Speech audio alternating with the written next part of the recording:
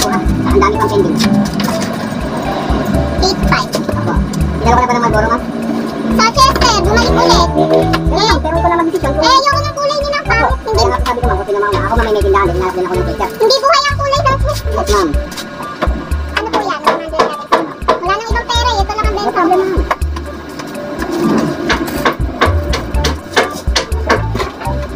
8.5, 28 po. Ngayon mo lang, ma'am. 1, 2, Uli na itong 28, ma'am.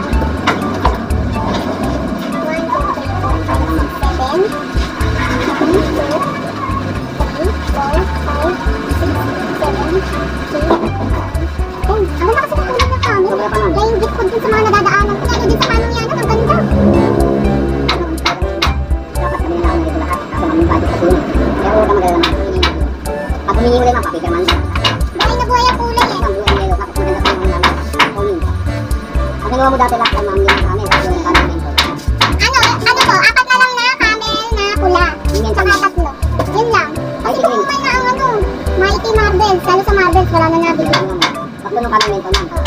Kaya mo, nabawasan lahat ng regalo na. Apat na kami, tatlong kami mentor. 7,452. Kung yung kami mentor, meron ka talaga ng kopya na dito. Apo. Kasi yan dito, hindi nagawin ko na dito. Bakery. Hindi ka lang.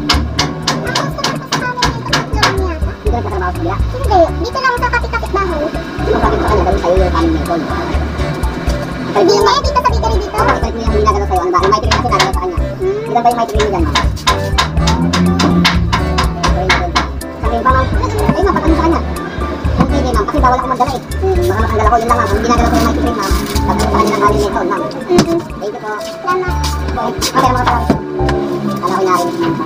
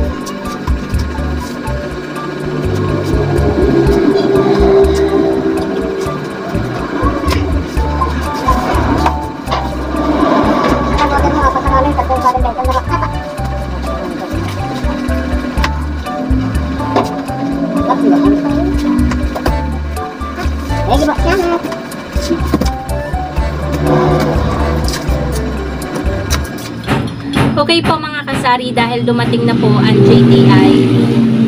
May dumaan lang na maingay na motor. Dahil dumating na po ang JTI, ngayon po, i-haul ko po sa inyo yung mga kinuha ko po na umabot lamang po ng 7 rims. At panay camel po ulit to. So, may update po ako sa libreng papintura. Wala pa rin po yung ating libreng papintura dito sa tindahan. Tinanong ko po ulit sila. Bali, 1 month na po akong naghihintay dun sa libreng pintura ni Camel. Sponsor by Camel. So, nakaschedule daw pala yun. Ang dami daw nakapending na pipinturahan na tindahan. So, antay-antay lang daw po ako. And, ayan guys. Kaya Camel lang yung aking kinukuha na sigarilyo dahil ito lang po talaga yung gumagalaw ngayon dito sa tindahan. Dati kumukuha ko ng Mighty, kumukuha ko ng Marbles nitong huli, pero wala na rin po yung dalawang yon. Dahil guys, nawalan ako ng customer sa Marbles dahil sa mga nagtitinda ng illegal na sigarilyo. So, dapat nahuhuli na talaga yung mga nagtitinda ng mga illegal na sigarilyo dahil apektado talaga yung mga tindahan. Sa pagkakaalam ko, based sa source ko, yung customer ko sa Camel ay nakabili ng sobrang mura. Customer ko pala sa Marbles, nakabili siya ng sobrang mura na sigarilyo na pumapatak lang po ang isang kaha ng 53 pesos. Imagine mga kasari, nasa 500 plus lang ang isang rim kung bibili siya ng isang rim. At balita ko nga, bumibili siya ng rim-rim na. 'Di ba mga kasari? So makakatipid nga naman. Kaso, ayun, nawalan tayo ng customer dahil sa mga illegal na sigarilyo. So sana ay mapuksa na ang factory ng mga gumagawa ng illegal na sigarilyo para naman kumita yung ating mga ahente and kumita din yung mga sari-sari store owner. Gaya niyan, apektado, di bumaba yung sales natin, 'di ba? Nakakalungkot pero kailangan nating tanggapin, 'di ba mga kasari? Meron lang guys bibili. So, ayun guys, meron lang naghahanap ng yelo kaso yung yelo natin ay ubos na. Medyo may tubig pa yung yelo natin dyan. Kapag pinilit natin yung kuhanin, ay magkakandabutas yung ating yelo, kaya wag na lang. So, nagbayad ako guys ng yung nakaraang kinuha ko sa JTI na nagkakahalaga ng 8,528 at ito yung resibo. Ngayon, medyo bumaba yung ano natin dahil binabaan ko guys ng binawasan ko ng isang rim ng Camel dahil may natira pa tayo guys na isang rim ng Camel dito sa drawer. Kaya 4 na rim ng Camel na pula lang yung aking kinuha at 3 Camel na mentol. Yan lang guys, 7 rim lang. So nagkakahalaga ang isang rim nito ng 1,066. 60 yung kalahati, bentahan natin. Kada stick ay 6 pesos, 120 ang isang kaha. At ganun din guys dito. Kahit ito ay medyo mahaba, mentol po ito, pag pinindot nila na ganyan, may napipindot dito. So, 120 din ang isang kaha, 60 ang kalahati, 6 pesos per stick. So, yung 4 na rim ng Camel ay pumatak siya ng 4,264. At yung 3 rim ng Camel Mentol, which is ito, ay pumatak siya ng 3,198. A total of 7,462 yung total ng pagbabayaran po natin after 2 weeks sa pagbalik nila sa April 29. Pagbalik ng JTI. Napakabilis guys, diba, ng araw. April 29. Ang balik ni JTI. Parang kaka-January lang. Tapos ngayon, nasa kalagitnaan na tayo ng April. Tapos sa susunod, May na, magpapiesta na dito.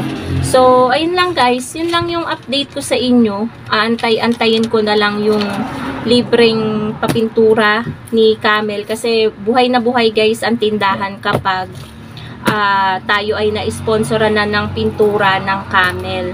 Talagang like na like ko yung pintura nila na magkahalong yellow at blue. Ayoko nung sa and update din pala mga kasari sa ahente po natin ng Marlboro, ang PMFTC. Hindi na po tayo pinupuntahan ng ating ahente, pero okay lang naman mga kasari, hindi tayo nanghihinayang.